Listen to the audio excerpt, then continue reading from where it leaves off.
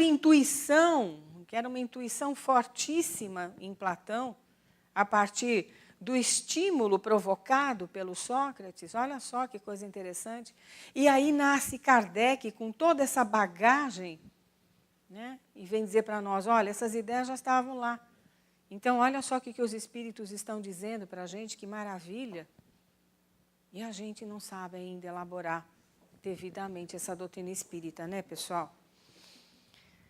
Então, esse é o mundo das ideias. Somente o inteligível, diz o Herculano, o mundo das ideias oferece base sólida para a permanência das coisas. Olha só. Então, nós estamos aqui na temporalidade. Assim como Platão dizia que esse mundo é uma cópia mal feita do mundo das ideias, e o Emmanuel vem dizer, olha, aqui nós estamos apenas e tão somente tão restritos, tão limitados, quando o mundo espiritual, o mundo das nossas origens, é um mundo riquíssimo, belíssimo, maravilhoso. Os filmes, de vez em quando, trazem essas coisas, né? Aquele filme, como é que era o nome daqueles homens azuis lá? Hã? O Avatar, não é? Então, aquela árvore, né? naquele lugar, que coisa linda, aquela árvore branca, não é? que reunia em si todas as experiências humanas, é quase como se fosse uma árvore do conhecimento. Né? Então, quando o rapaz, o astronauta, vai lá, olha, vê se dá uma ajuda aí, porque eu estou numa guerra infinita com esses homens aqui, aí chega a moça e diz assim, olha, não vai atender o seu pedido, porque essa árvore preserva a vida, seja de que forma que ela se manifeste. Interessante, né? Então, essas são intuições assim, maravilhosas que esses produtores, esses homens que fazem esses filmes com essa mensagem de um cunho espiritual elevado, né? Mas que ainda está mesclado com as coisas do cotidiano, que é a guerra, que é a agressão, que é não sei o quê, mas que, no fundo, trazem ideias muito bonitas para que o ser humano se sensibilize e evolua, né? Saia dessa mentalidade rasteira que todo mundo está aí. Isso é sair da caverna, perceberam?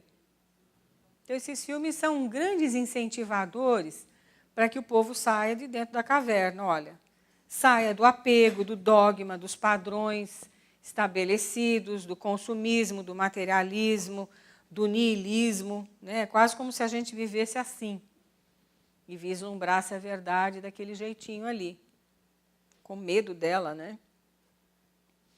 Portanto, a verdade está no mundo inteligível, né? Que é esse mundo que nos cerca.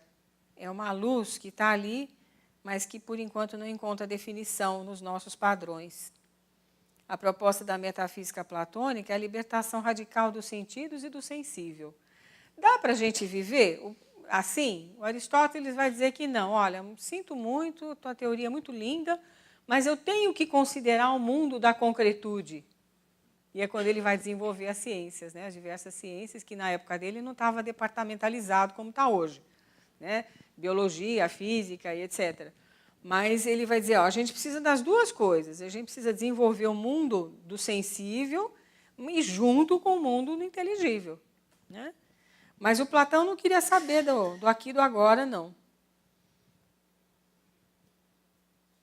Portanto, o método dele vai ser em si, por si, e em si, por si, que é a questão da essência humana.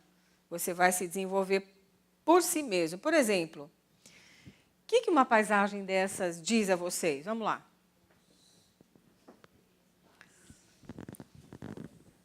Nossa! É isso que diz nossa? O que ela diz? Vamos lá. Alguém falou paz. O que mais?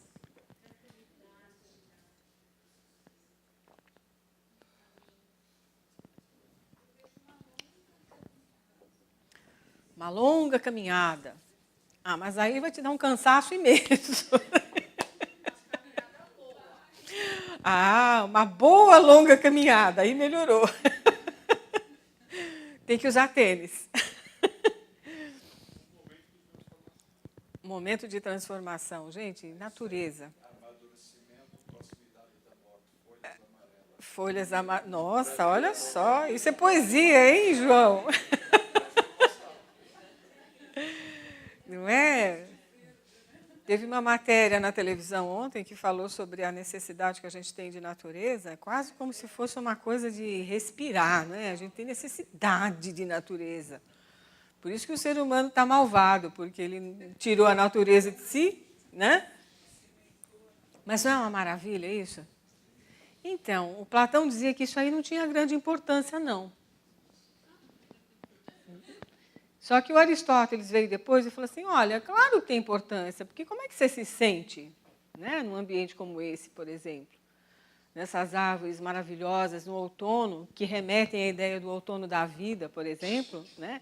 O ciclo da existência. Né? Então, nós nascemos na primavera, passamos pelo verão, depois o outono e, finalmente, o inverno. Aí a gente falece, assim como a natureza, volta à sua essência e depois renasce novamente num ciclo infinito. Então, a vida é poesia, não é? E o Aristóteles achava que o Platão não via poesia nesse ciclo.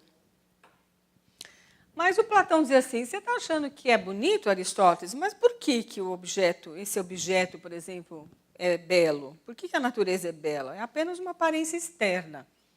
Né? Ela evoca cor, figura geométrica, tessitura, né? E vai por aí afora. Não são a causa em si, mas meios que justificam o belo, percebem, Aristóteles?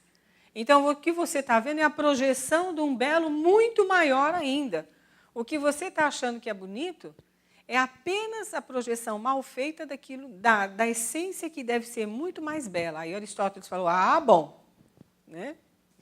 A verdadeira causa é uma causa anterior, inteligível, a ideia, a causa do belo em si. Então, o belo é resultante de uma ideia maior, de uma ideia magna. É a causa e não o efeito. Se há uma necessidade de buscar uma causa anterior, que para constituir a verdadeira causa deverá ser algo inteligível, essa causa é a ideia. Mas tem alguém por trás dessa ideia, porque a ideia não surge assim, o mundo das ideias não surge assim ao acaso. Né? Então, quem é o artífice desse mundo ideal, portanto? É o demiurgo. É o demiurgo que vive lá no hiperurânio. Ele gera esse mundo. Como é que ele plasma esse mundo físico? Então, o sensível e o inteligível seriam dois princípios causais e opostos entre si, gerados de um conflito, que cabe ao demiurgo solucionar. Né? Então, como é que fica essa coisa de causa e de efeito? Né? Quem é esse demiurgo? Quem seria esse artífice desse mundo ideal? A gente poderia dizê-lo, chamá-lo de Deus.